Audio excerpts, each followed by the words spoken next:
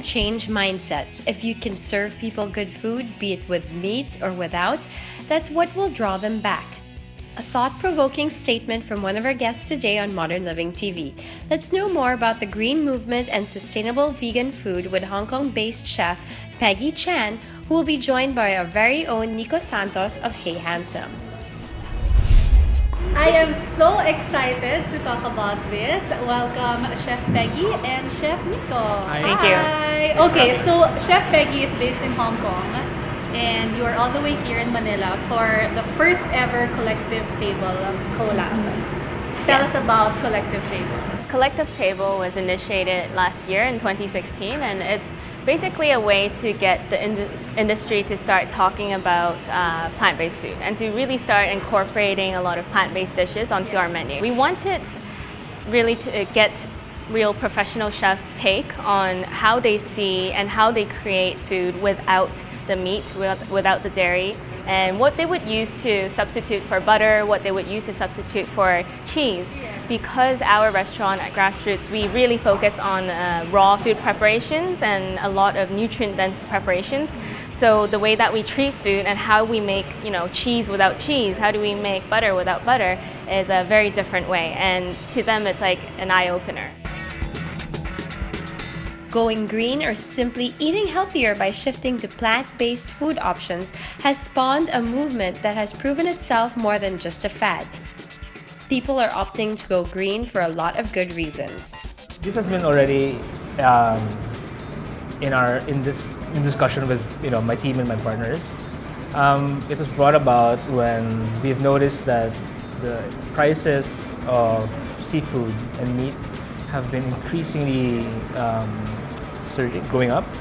So we thought of maybe eventually looking at plant-based food. For me, the challenge is what if these ingredients are not available to me at the moment? So this is where I'm getting a lot of knowledge from Peggy, because Peggy can turn simple plant-based ingredients, make it super duper delicious. What was the trickiest part in turning regular ingredients and dishes that you're used to plant-based? Peggy asked us not to cook with garlic and onions. We're like, what are we gonna do? But at the same time, it was so challenging for us. And at the same time, we learned new things about these other ingredients that we never actually spent a lot of time on. Asian cuisine devoid of garlic and onion may seem like an impossibility for most of us. Chef Peggy's exploration of other Asian ingredients such as lemongrass, mushrooms, red tomatoes, and pepper in her cooking proves that the umami taste can really be achieved without these two most commonly used spices. Why is garlic and onion included in the list of what will be eliminated? Because of the Chinese Buddhist community, basically we're not allowed to eat garlic and onions because we see it as an aphrodisiac. Scientifically speaking, actually, it's a toxin, right? It kills bacteria. So it's a good thing if you have bad bacteria in your stomach and your gut lining. But when you don't have that and you have been vegan or vegetarian for so long, it actually starts to eat the good bacteria in your stomach. And while clean eating may feel very limiting, it's actually the other way around. The practice actually opens up a wealth of plant-based culinary possibilities for those who wish to try it out. So when I came here, I got to see a lot more that I've never seen before. So something like soursop, it's so delicious. It's like mangosteen but on crack. It like grows. So it's like just so delicious. And herbs, pansita. It's a weed, so it grows everywhere. It has a heart-shaped type leaf and some stems. Quite nice to use. Very beautiful. What are the most common misconceptions about going plant-based? We all kind of link protein and meat together, but meat protein is actually a source of why we have so much issues with cancer cells growing in our liver, growing in our bodies, and why cancer is a first world problem, really. So if you've read the China study, they will tell you that in places, in rural countries where there are, the meat consumption is less than 20%, the rate of diseases is actually lower. And whereas you're in the urban city, when you eat meat every single day, 3 times a day, the rate of diseases that are brewing inside your bodies and your cells will increase.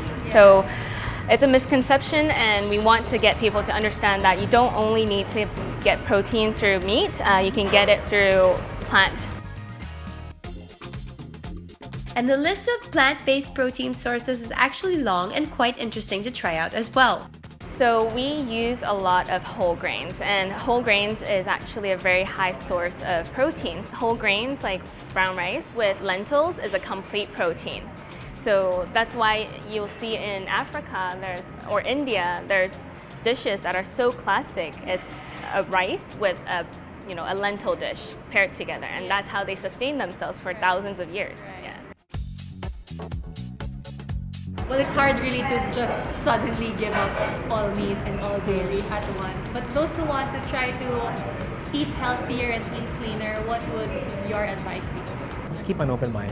Just be open, and for me, that's how it all started. I would say really start to value food based on the nutrient level that you will receive. So focus on buying whole foods, organic, because we want to support the organic industry. So that's number one.